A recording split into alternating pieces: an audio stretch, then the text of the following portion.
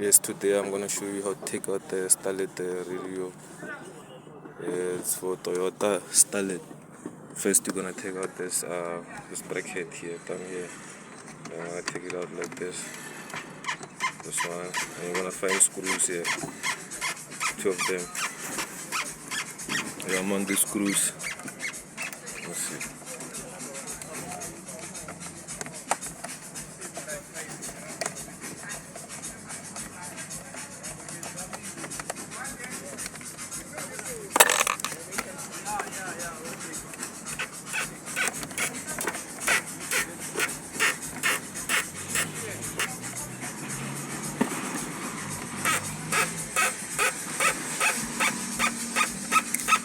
And then hold it down here, and then you pull it backwards.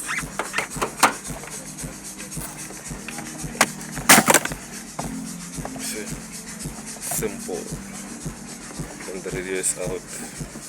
Then you have your bracket, so you can do whatever you want. Thank you.